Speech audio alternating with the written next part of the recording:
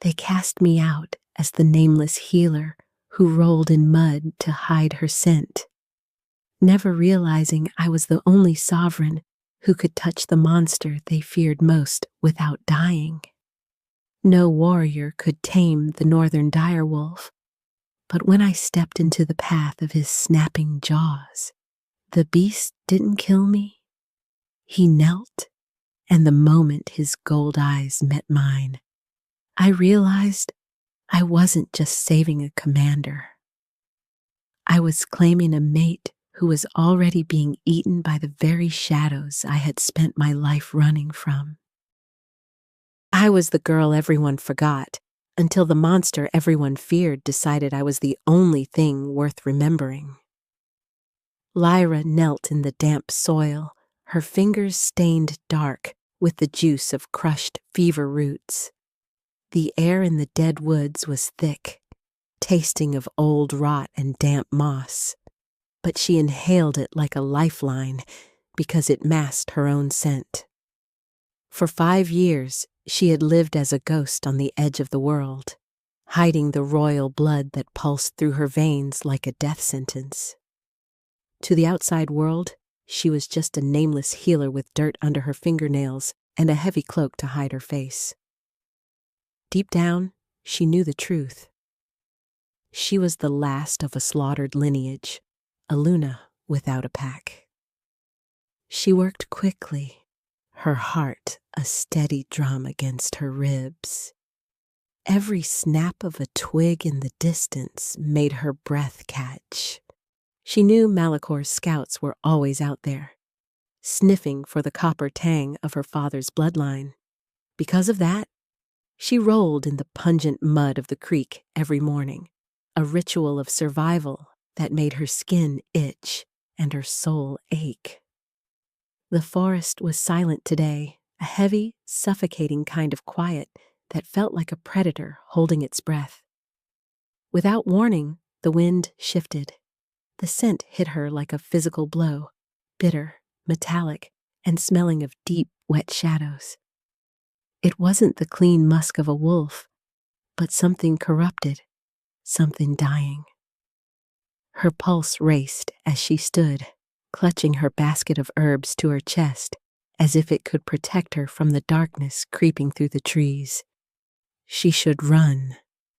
Every instinct she had perfected over years of hiding screamed at her to vanish into the mist. Yet, a strange, ancient humming began in the marrow of her bones, an answering call to the agony she smelled on the breeze. What followed was a sound that tore through the silence of the woods, a howl so jagged with pain it felt like a blade against her skin. It wasn't a call for help. It was a death rattle. Still, she found herself moving toward it, her feet stepping over gnarled roots as if pulled by a string. She told herself she was going to help a wounded animal, but she knew better. No animal had a presence this heavy, this terrifying. As if the forest watched, the trees seemed to lean back, clearing a path to a small clearing near the Black Creek. There, the world tilted. A wolf the size of a mountain lay collapsed in the dirt, its fur the color of a midnight storm. But the fur was matted with black, oily veins that pulsed with a sick light, the shadow rot. Lyra's breath hitched. No warrior could tame the northern direwolf, and yet here was the legend himself, dying in the dirt. The air thickened as Lyra stepped into the clearing, the metallic scent of the plague nearly choking her. The massive wolf's ears twitched, and in the span of a breath, he lunged. He was a blur of fur and fury, a monster of legend rising from the grave to claim one last kill. Lyra didn't move. Her body moved on instinct, her feet rooted to the earth as she threw her head back and bared her throat. The moment their eyes locked, the world shifted. The wolf froze, his snapping jaws inches from her jugular, his hot, rancid breath ghosting over her skin. His eyes were a swirling vortex of gold and black, a war between a man's soul and a demon's hunger. Still, he didn't bite. Instead, a low, pained whimper vibrated in his chest, and the terrifying beast dropped to its knees. What's worse than a monster trying to kill you is a monster begging for mercy. "You're hurting," Lyra whispered, her voice trembling as she reached out a shaking hand. She didn't know what scared her more, the wolf or the way her own power was clawing to get out. As her fingers brushed the matted fur on his forehead, a spark of white-hot light bloomed beneath her skin. The shadow rot hissed where she touched him, the black veins recoiling as if burned by the sun. The wolf let out a long, shuddering groan, his massive head sinking into her palm in total submission. Looking back, I should have known this would be the end of my peace, she thought, her chest aching with a mix of terror and pity. She was looking at Jax, the hollow commander, the man who had supposedly burned her father's border villages. But as the silence roared between them, she didn't see a killer. She saw a warrior who had carried the darkness of the world until it broke him. Soon after, the wolf began to change. The sound of shifting bones was like dry wood snapping in a fire, a visceral, agonizing process that made Lyra's stomach turn. Between one breath and the next, the beast was gone, and a man lay naked and broken in the mud. He was covered in the black map of the rot, his muscles corded and scarred. Even so, he looked up at her with eyes that were terrifyingly human. "Kill me," he wheezed, his voice a ghost of a sound, "before the shadow takes me again."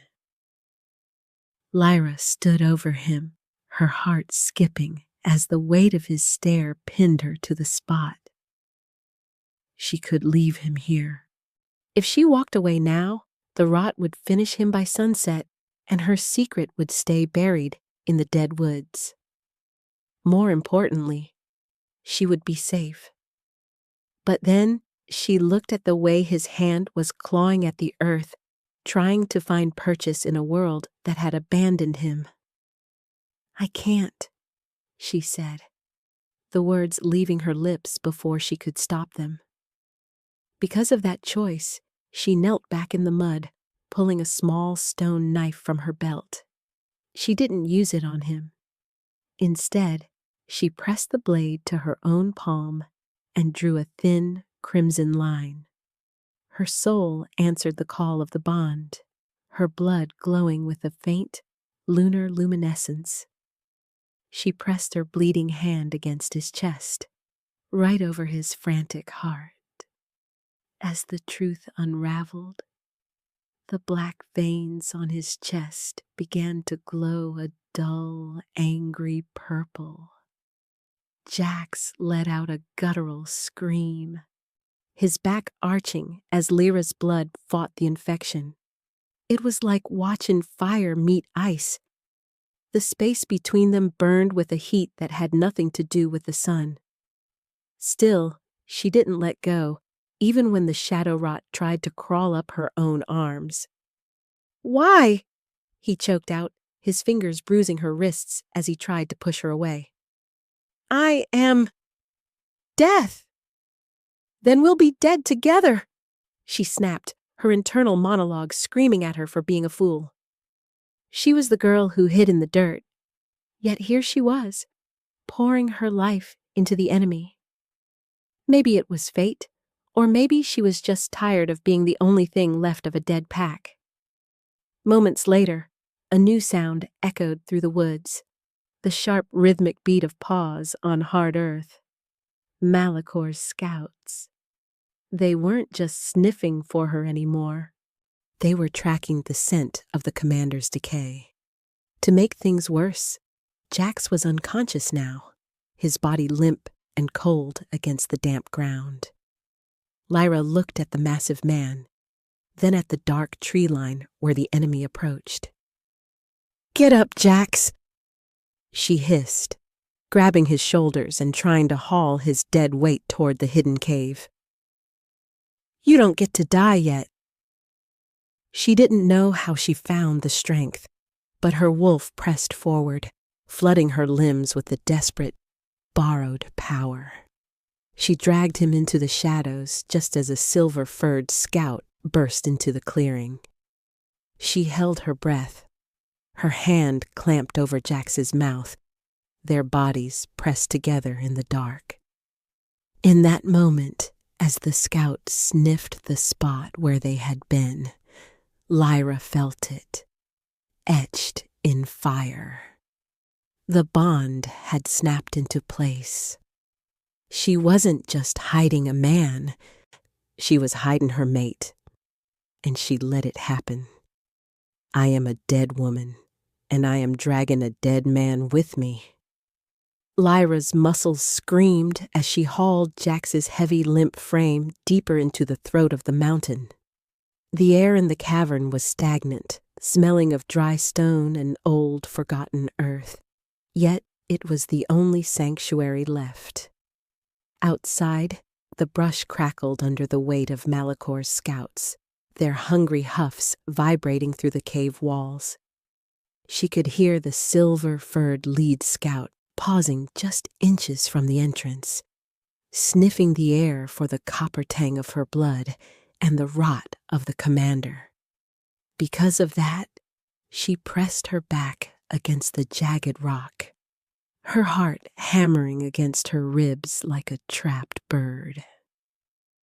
She watched the shadows dance at the cave's mouth. Her breath held until her lungs burned. If the scout stepped inside, she would have to kill it with her bare hands, an act that would scream her location to the entire Northern Territory. Still, she didn't move, her hand still clamped firmly over Jax's mouth to stifle his ragged, unconscious moans. To make things worse, the black veins on his neck began to pulse with a feverish heat.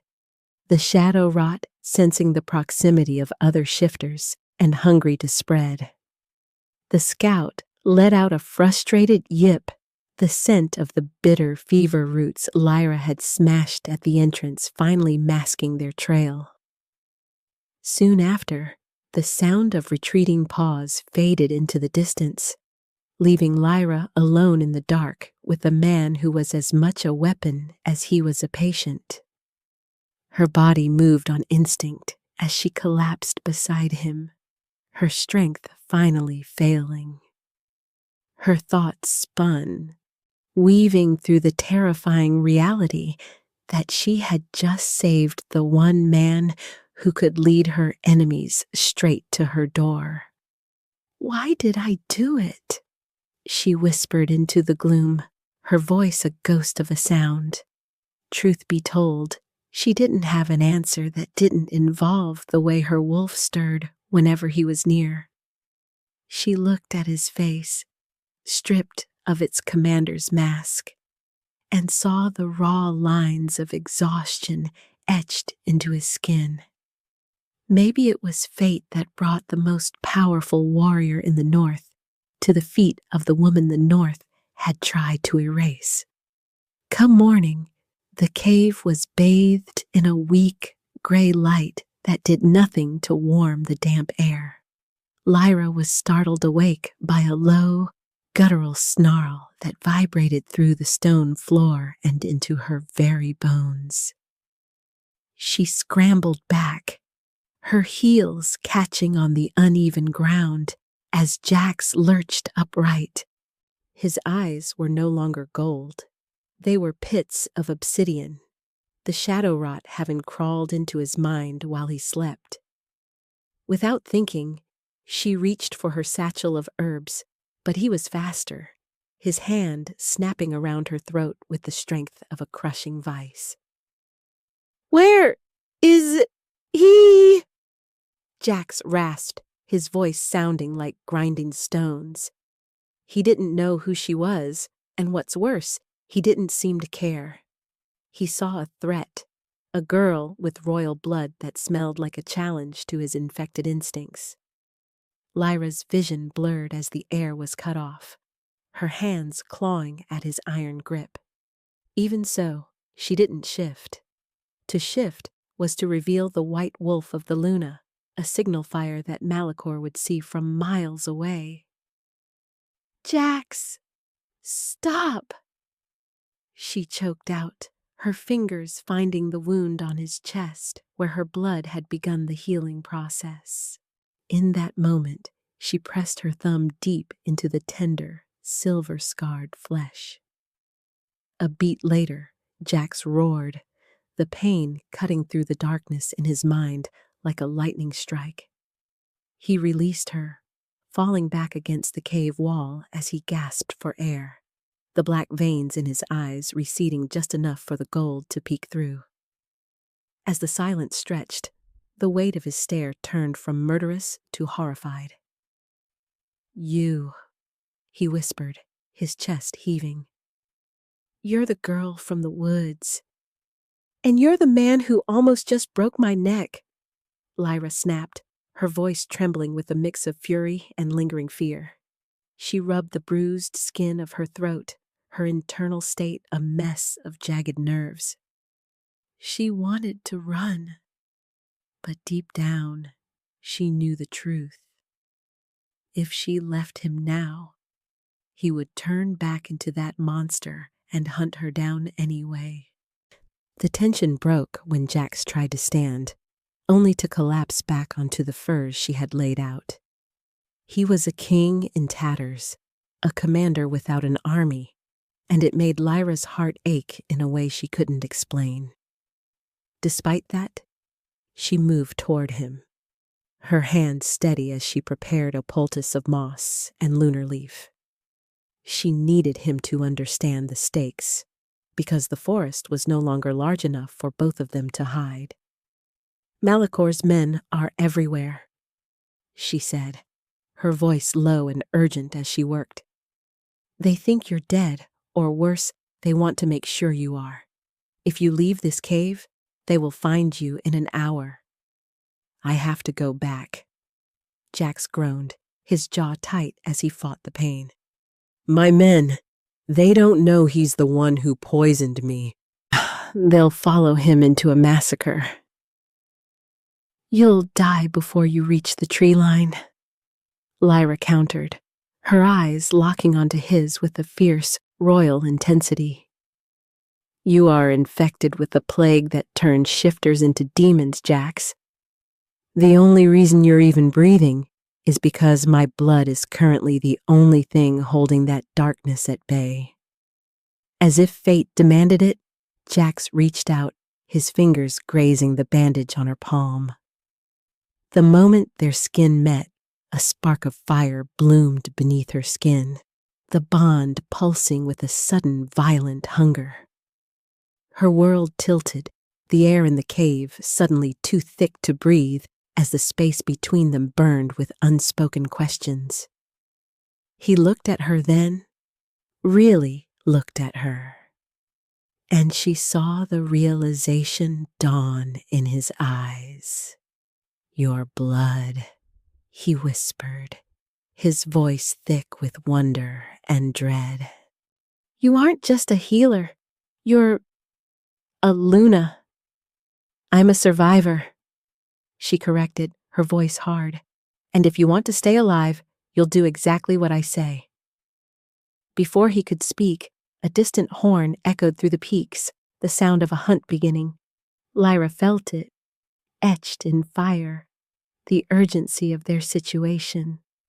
She had crossed the threshold. There was no going back to her life as a ghost. Rather than hiding, she would have to lead this broken commander through the heart of her enemy's territory if they wanted to see another moon. "We move at sunset," she declared, her wolf pressing forward in her mind, demanding to be heard. "And you will follow my lead, or I will leave you to the shadows." Jax looked at her, his lips pulling into a grim, blood-stained smile that made her pulse race. "Lead on then, little wolf. Let's see if the North remembers how to bow." What followed was the beginning of a journey that would either reclaim a throne or burn the world to ash. Lyra felt something inside her shift, the fear that had defined her for years finally melting into a cold, sharp resolve. She wasn't the girl everyone forgot anymore. In a single heartbeat, the world shifted, and she was the woman who held the fate of the northern direwolf in her blood-stained hands. Lyra stepped out of the cave's mouth, the transition from the stagnant warmth of the mountain to the biting wind of the frost-bitten peaks making her breath catch. The sky was a bruised purple, the sun dipping below the horizon like a dying ember, which meant the shadows were now their only allies. Behind her, Jax moved with a heavy rhythmic gait, his massive presence a constant heat at her back. He was still weak, his bones occasionally popping as the shadow rot fought against the lunar blood in his system, yet he refused to stay down.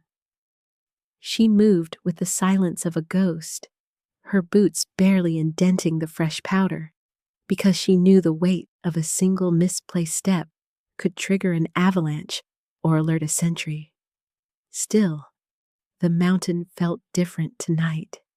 It felt crowded.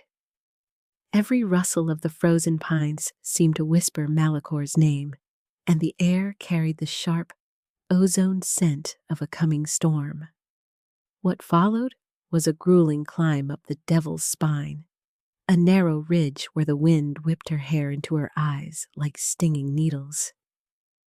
"Stay close," Jax murmured, his voice a low vibration that seemed to settle deep in her chest. No matter how hard she tried to focus on the path, her thoughts spun back to the bond pulsing between them. It was a physical thing now, a golden thread that tightened every time he stumbled, or every time his scent, cedar and old magic, drifted past her.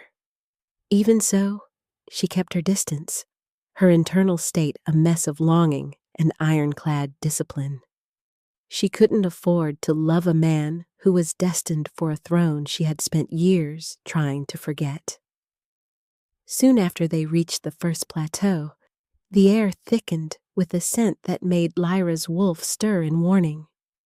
It wasn't the rot, but the smell of siren frost, a rare, hallucinogenic moss that grew on the peaks to lure weary travelers into the abyss. Lyra quickly pulled a strip of cloth from her tunic, dousing it in a pungent vinegar she carried in her belt. She turned to Jax, her heart skipping at the sight of his glazed eyes as he began to drift toward the cliff's edge. "Jax, breathe this, now!" she commanded, her voice trembling as she pressed the cloth to his face. The moment their eyes locked, she saw the fog in his mind battle with the fire in his soul. He gripped her wrists, his fingers like heated iron against her skin, and for a heartbeat, time stood still. Rather than pulling away, he leaned into her, his forehead resting against hers as the vinegar cleared his senses. As the silence roared, she realized how small she felt in the shadow of his frame, and yet he was the one leaning on her for survival. "You keep saving me, little wolf," he rasped, his breath hot against her cold cheeks. "In fact, I'm starting to think you're more dangerous than the plague." "I'm the only thing keeping your heart beating, Commander," she countered, though her pulse raced at the predatory intensity in his gaze. She pulled away, her bones remembering him even as she forced herself to keep moving. Despite that, the space between them burned, a lingering heat that the mountain's frost couldn't touch. What's worse than the environment was the reality that they weren't alone on the devil's spine. Without warning, a massive white wolf, a frost guard, loyal to Malachor, leapt from a hidden crag, its claws raking across the stone where Lyra had stood a second before. Her body moved on instinct as she rolled, her hand catching on a sharp rock that sliced her palm open. The scent of her royal blood hit the air like a dinner bell. As fire bloomed beneath her skin, the frost guard snarled, its eyes fixated on her with a hunger that wasn't just physical. "Mine," Jax growled, the word a tectonic shift that shook the very ground. Before either could speak, he shifted. It wasn't the agonizing, broken change from the cave. This was a war shift, fueled by a protective fury that turned his golden eyes into suns. He lunged, a blur of midnight fur against the blinding snow, and slammed into the frost guard with enough force to crack the ice. Lyra watched, her chest aching with a mix of terror and awe as the two beasts tore into each other. She felt it, etched in fire, every blow Jax took and every ounce of strength he exerted. The air thickened with the smell of blood and wet fur, the sounds of snapping bone echoing off the peaks. To make things worse, the frost guard was fast, its white coat making it almost invisible in the storm. Yet Jax fought with a savage, desperate grace, his direwolf form dwarfing the guard as he pinned it to the ledge. "Jax, watch out!" Lyra screamed as a second guard emerged from the mist. Before she could move, her own wolf pressed forward, demanding to be let out. She felt her bones begin to hum, her vision sharpening until the world was nothing but shades of gray and red. Still, she held back, knowing that if she shifted, the light of the Luna would be seen for miles.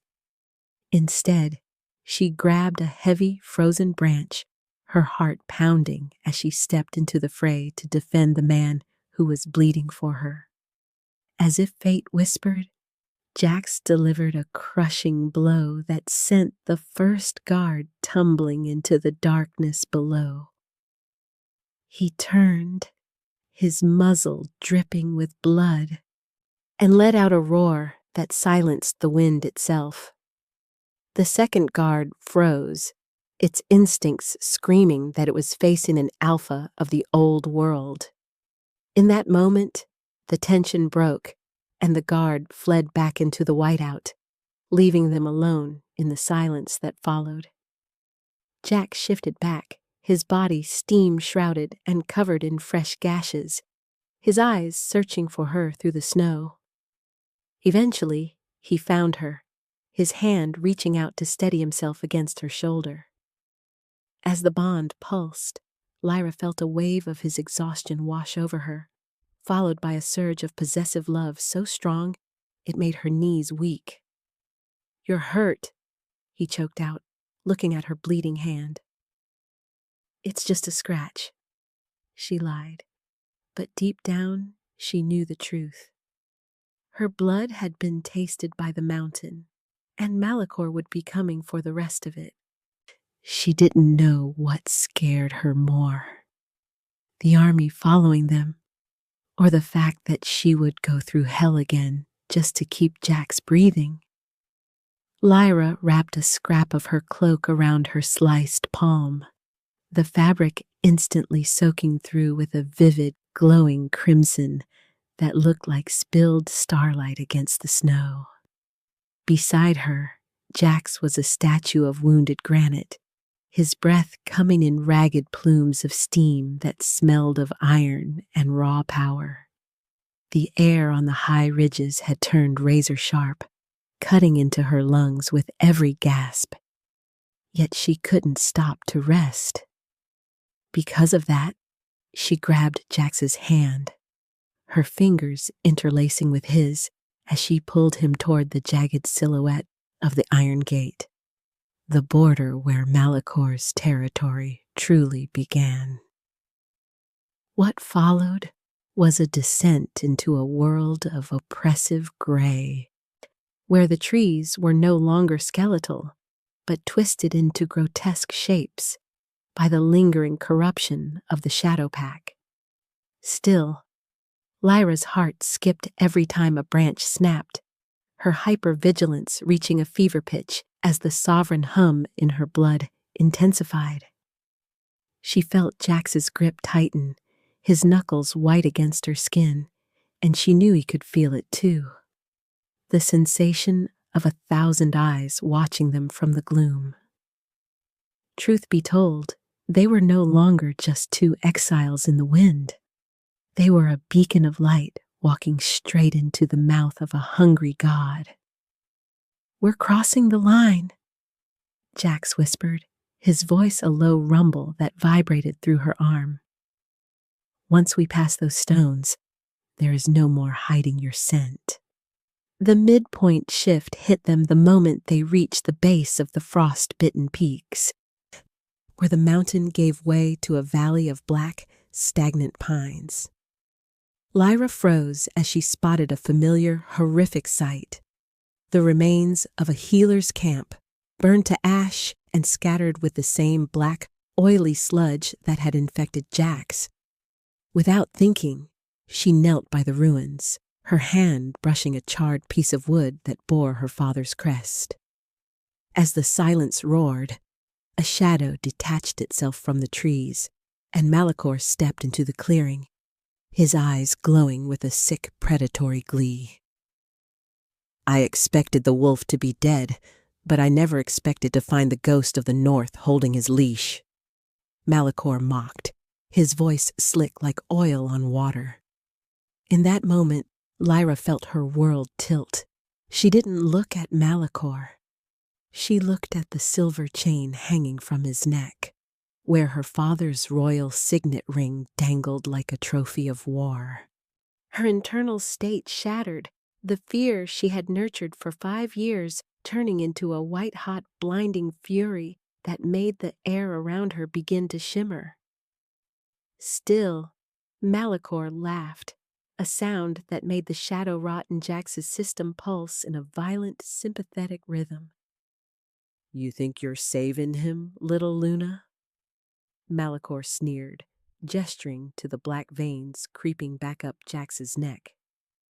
"In fact, I sent that plague to him specifically because I knew he would crawl to the dead woods. I knew he would lead me to you."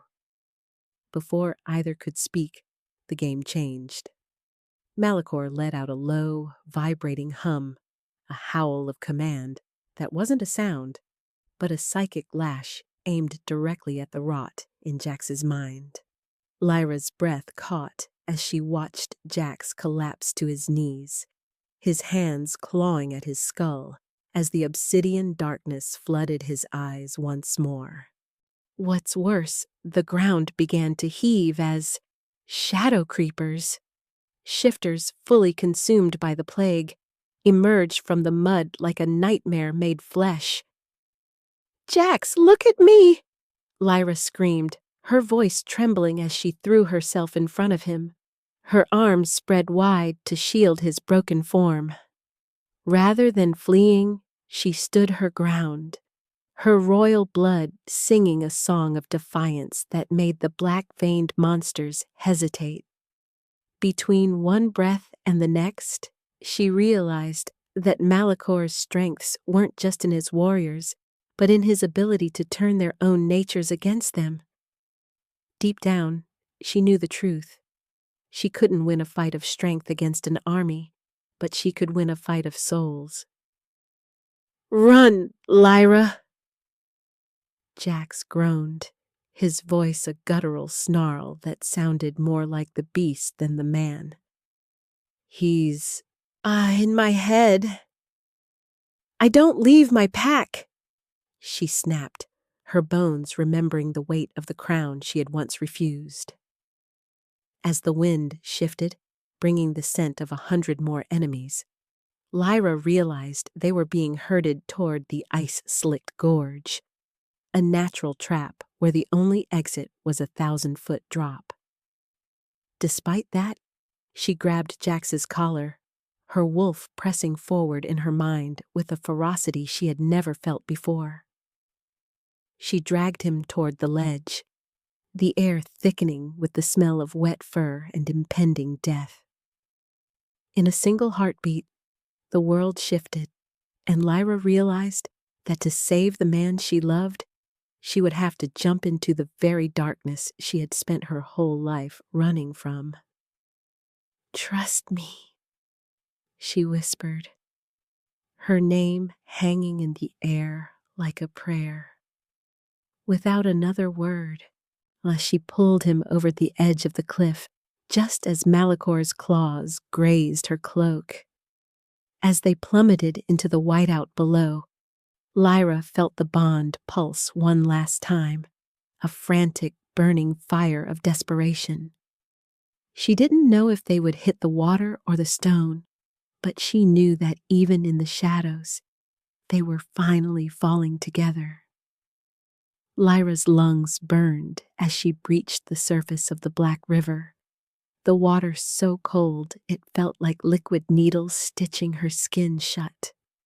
She gasped, her vision blurring as she scanned the churning white foam for any sign of a midnight dark pelt or a human hand.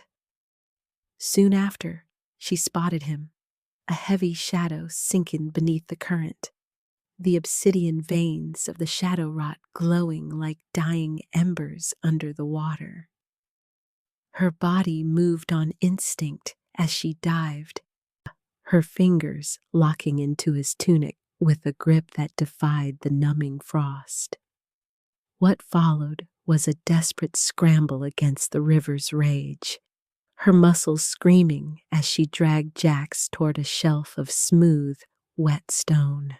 Still, the weight of him was nearly more than her human frame could bear, and her chest ached with the terror that he had stopped breathing. Because of that, she hauled him into a hidden alcove behind a frozen waterfall, a place where the roar of the water drowned out the screams of the hunt above. She collapsed over him, her breath hitching as she pressed her ear to his cold, scarred chest, praying for a heartbeat. "Don't you dare leave me in this dark," she whispered, her voice a ragged thread in the gloom. Maybe it was fate, or maybe it was the sheer force of her will, but Jax suddenly lurched, coughing up a lungful of icy water. In that moment, the space between them burned with a desperate, frantic energy as he reached out, his hands finding her face in the dark. As the silence roared, his golden eyes searched hers, and Lyra felt it, etched in fire, a commitment that went beyond fated mates and into the realm of soul devotion. That night, the alcove became a sanctuary of steam and secrets as Lyra built a small, smokeless fire using dried moss and her own internal heat. She sat close to Jax, her cloak draped over both of them, the proximity making her pulse race until her thoughts spun. Rather than pulling away, Jax moved closer, his hand coming to rest on her thigh, with a possessive weight that made her breath catch. In fact, the burning fire between them was so intense, it seemed to push back the very walls of the cave.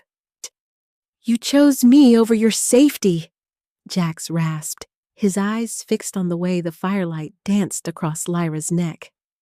"Malicor told the truth. He used me to find you, and yet you still jumped." "I didn't jump for the commander of the North," she said, her voice trembling with a vulnerability she could no longer hide. "I jumped for the man who looked at me in the dead woods and chose not to bite." Deep down, she knew the truth. She was falling in love with the man who was a walking target, but she didn't care. To make things worse, the shadow rot was visible again, creeping toward his heart, and Lyra knew what she had to do. Without thinking, she pulled her stone knife and reopened the wound on her palm, the scent of her lunar blood filling the small space instantly. She offered her hand to his lips, her heart skipping as he hesitated, his expression one of pure, agonized longing. "Drink," she commanded, her voice soft but laden with the authority of a queen. As if pulled by a string, Jax leaned forward, his tongue grazing her palm as he took the healing power of her blood. As fire bloomed beneath her skin, Lyra felt their bond pulse with a violent rhythmic thrum, their souls intertwining until she couldn't tell where her fear ended and his strength began. It was a major success that brought them closer than ever, but she felt her own strength begin to wane, the cost of the cure taking its toll on her spirit. The air thickened as the bond reached a critical juncture, the physical intimacy of the act triggering a secondary shift in both of them. Jax's skin began to glow with a faint silver light, mirroring the lunar energy in Lyra's veins, so while her wolf pressed forward, demanding to be acknowledged as his equal. Between them, something cracked, the last of the barriers they had built to protect themselves from the world. "If we do this," Jax whispered, his lips inches from hers, "there is no turning back. I will be your shield, but you will be my soul, my life for yours." "My life for yours," she repeated, her voice a vow that echoed in the stillness of the cave. The moment their lips locked, Lyra felt her world tilt, the intensity of their passion more explosive than any battle she had ever fought. It was a point of no return, a definitive commitment to a path that would lead them directly back to Malicor's palace. Still, as she felt his hands tangle in her damp hair, she knew she would rather burn in this fire than freeze in the isolation of her past. Before either could speak again, the bond pulsed with a sudden sharp warning. From there, Lyra looked toward the waterfall, her instincts surging as she realized the shadow rot wasn't just a plague. It was a beacon. Malicor was no longer just tracking them. He was calling to the darkness inside Jax, and the connection was growing stronger with every heartbeat. "We can't stay here," she said, her voice hardening with a new, dangerous resolve. "He's coming, and this time, I'm not running." Jax stood, his strength restored but his expression grim. "Then we give him the fight he's been looking for." What followed was the beginning of their march toward the final confrontation. Two exiles bound by blood and fire, ready to challenge a god. Lyra felt a growl rise in her throat, her transformation from a ghost to a sovereign nearly complete. She didn't know if they would survive the dawn, but as she looked at Jax, she knew that for the first time in her life, she was exactly where she was meant to be. Lyra's breath hitched as they emerged from the base of the waterfall, the mist clinging to her skin like a cold shroud. They had barely moved a mile through the dense gray fog before the air began to vibrate with a frequency that made her teeth ache. It was a low, subsonic thrum, the kind of sound that didn't enter through the ears, but through the marrow. Without warning, Jack stumbled, his hand flying to his temple as a guttural cry ripped from his throat. The howl of command was no longer a distant threat. It was a physical invasion, Malacor's voice echoing inside Jax's skull with the weight of a mountain. What followed was a nightmare made manifest as the silver light in Jax's eyes was snuffed out by an oily obsidian tide. Still, Lyra tried to reach for him, her fingers grazing his arm, but he recoiled as if her touch were a brand of white-hot iron. His face contorted, the muscles shifting and roiling beneath his skin in a way that looked like worms crawling in the dark. Because of that, she realized the terrible truth. Malachor wasn't just calling Jax, he was reclaiming him. To make things worse, the shadow creatures from the gorge began to materialize from the fog, their eyes glowing with the same dead black light that was currently swallowing her mate. "Jax, fight it!" she screamed, her voice breaking against the roar of the river.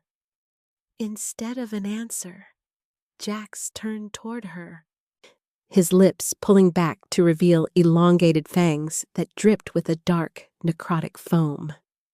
The man who had kissed her with such desperate tenderness only an hour ago was gone, replaced by a hollow shell of hunger and rage.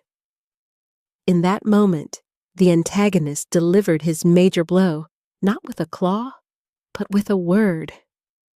From the trees, Malachor stepped out, his hand raised as if pulling invisible strings, and Jax dropped to all fours, his spine snapping into the shape of the beast. The loss of hope was a physical weight that threatened to buckle Lyra's knees as she watched her protector become her predator. Malachor laughed, the sound a jagged glass shard in the silence as he walked toward them with the casual arrogance of a victor. "I told you, little Luna, the rot is mine to command," he sneered, his gaze flicking to Lyra's pale, tear-streaked face. "And now, your fated mate will be the one to end your pathetic line." Rather than running, Lyra stood her ground, her heart skipping as Jax, now fully shifted into the monstrous rot-infested direwolf, began to circle her. His growl was a tectonic shift, a sound of pure, unadulterated malice that made the very air feel heavy. Still, she didn't shift into her own wolf, her internal state a mess of grief and stubborn, irrational love.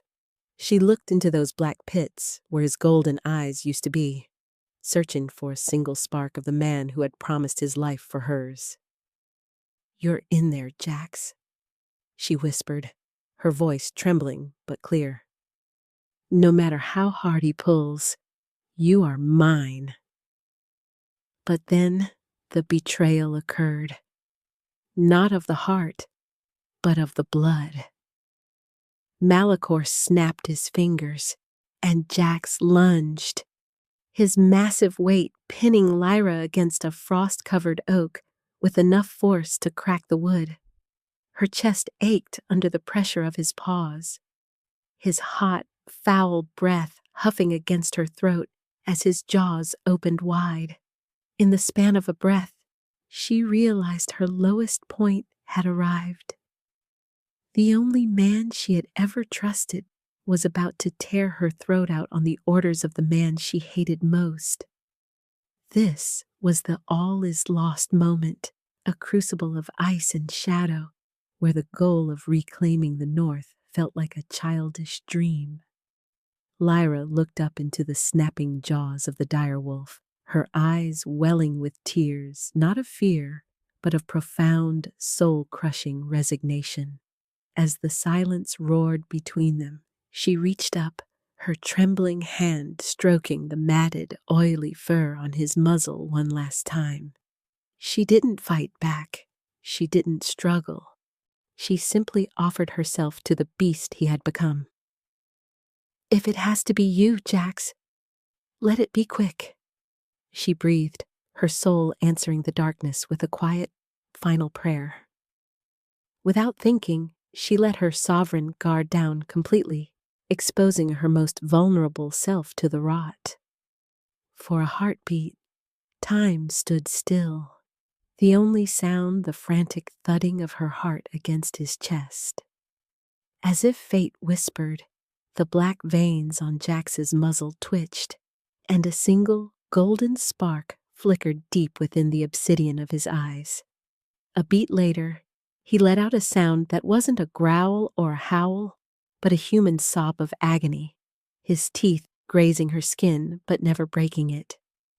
"Kill her!" Malachor commanded, his voice rising in fury as he sensed the hesitation. Despite that, Jax didn't bite. Instead, he shoved himself away from her with a violent, limb-shaking effort, turning his rage toward his own shadow-infected skin.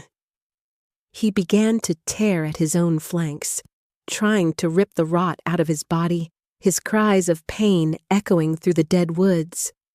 As her thoughts spun, Lyra watched Malachor raise his hand to strike them both down, realizing that their bond hadn't been enough to save them. It had only been enough to make their end more painful. The act ended in a quiet, bleak stillness as Malachor's warriors surrounded them, the shadows closing in until the light of the fire was nothing but a memory. Lyra sat in the snow, her hand over her heart, watching the man she loved writhe in the dirt as a prisoner of his own mind. She had never felt so small, so forgotten, and as the darkness took her, she finally understood what it meant to truly lose everything.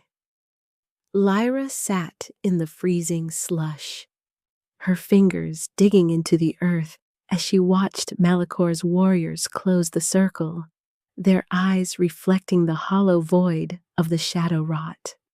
Her heart ached with a physical, tearing sensation as Jax continued to howl in agony, his massive body twisting in the dirt as he fought the invisible chains of Malachor's command. Still, a strange, cold clarity began to settle over her, a silence that wasn't the absence of sound, but the presence of a predator. Because of that, she looked up at Malachor, not with the eyes of a victim, but with the steady, golden gaze of a sovereign who had finally stopped running. What followed was a revelation that felt like a crack of lightning in her soul. She realized the shadow rot didn't feed on blood or bone. It fed on fear and the belief that one was truly alone. Even so, she saw the way Jax's eyes flickered toward her, a desperate plea for a light he couldn't find in himself. In that moment, the turning point arrived as she stood up, the snow melting where her bare feet touched the ground. "You think you've won because you broke his mind," she said, her voice a low, melodic thrum that cut through the wind like a silver bell. "But you forgot one thing, Malachor. Luna doesn't just lead the pack, she defines it." Soon after, Lyra did the one thing she had spent her life avoiding. She let the barrier in her mind shatter completely.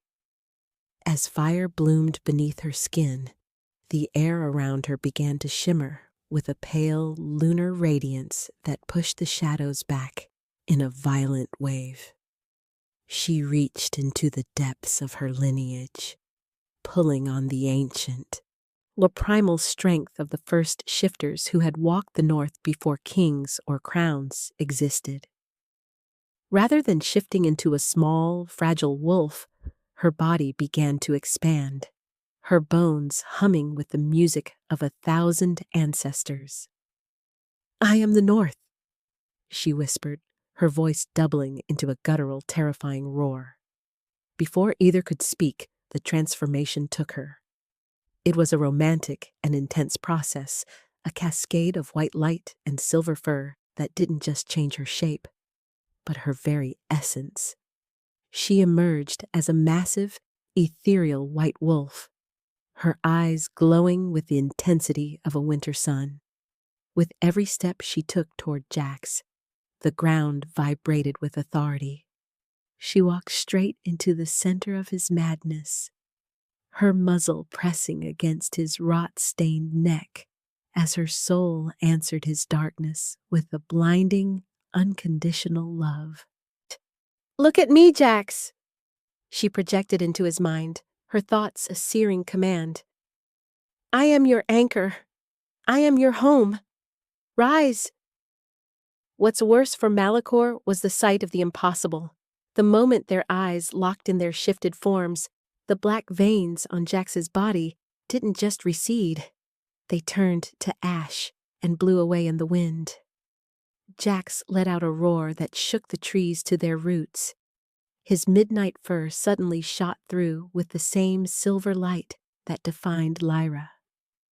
As the bond pulsed, the forgotten who had been hiding in the shadows of the woods began to emerge. Shifters Malachor had discarded, now drawn to the light of a true Luna. "The hunt is over, Malachor." Lyra's voice echoed through the clearing, a psychic weight that made the enemy warriors drop to their knees. The tension broke as the final plan formed in a heartbeat. Lyra didn't wait for a signal. She lunged toward the palace, her massive paws tearing up the frozen earth as Jax ran beside her, a twin engine of destruction. Behind them, the ragtag army of outcasts followed, a sea of fur and teeth fueled by a renewed hope they hadn't felt in generations. To make things worse for the usurper, the blizzard itself seemed to turn, the wind whipping into a frenzy that blinded Malachor's remaining guards. "Tonight, we take back what was stolen," she thought, her pulse racing with the focused, driven energy.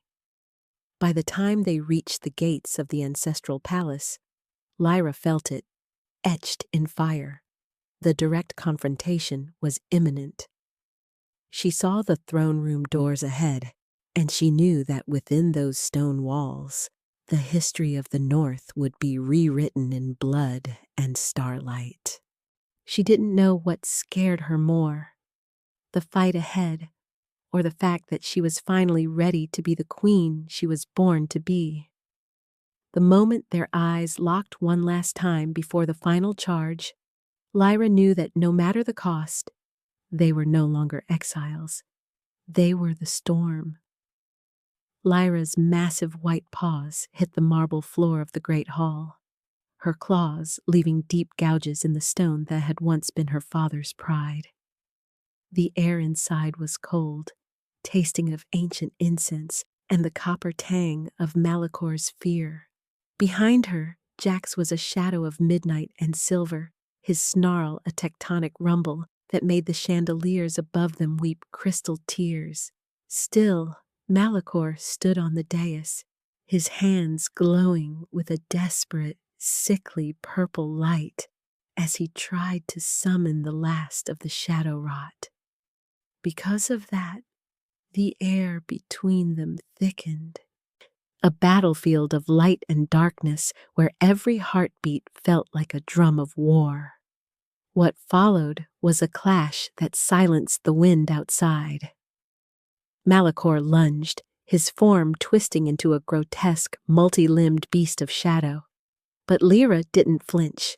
Her body moved on instinct as she met him mid-air, her white fur clashing with his oily darkness in a blur of teeth and silver fire. In fact, the sovereign of gold and shadow was no longer just a title. She felt the very spirit of the North flowing through her veins, a raw power that burned away Malachor's corruption wherever her teeth sank in. The climax reached its peak when Malachor pinned her against the high throne, his claws raking toward her heart. But Jax was there in the span of a breath. He slammed into the usurper with a roar that shook the palace to its foundations. his jaws locking onto Malicor's throat, while Lyra channeled the full radiance of her lunar blood. As the bond pulsed, they struck as one soul in two bodies, their combined energy creating a blinding flare of white light that turned the shadows to ash. Malicor's scream was cut short as his body dissipated into the wind, leaving only her father's royal signet ring to clatter onto the stone floor. What followed was a silence so profound it felt like the world had stopped breathing. Lyra shifted back, her skin glowing and her breath coming in ragged, triumphant gasps as she reached down to pick up the ring. Soon after, Jack stood beside her in human form, his chest heaving and his eyes, now a clear, brilliant gold, fixed on her with a devotion that brought tears to her eyes. Still, the weight of the victory was heavy, a mix of relief and the crushing realization that the long night was finally over. "It's done," Jax whispered, his voice a warm anchor in the quiet that followed. The falling action moved through the palace like a cleansing spring, the forgotten warriors filing into the hall to see their new leaders. Lyra stood before them, not as the ghost of the dead woods, but as the sovereign who had survived the dark. Truth be told, she felt a peace she had never known, a sense of belonging that anchored her soul to the man standing at her side.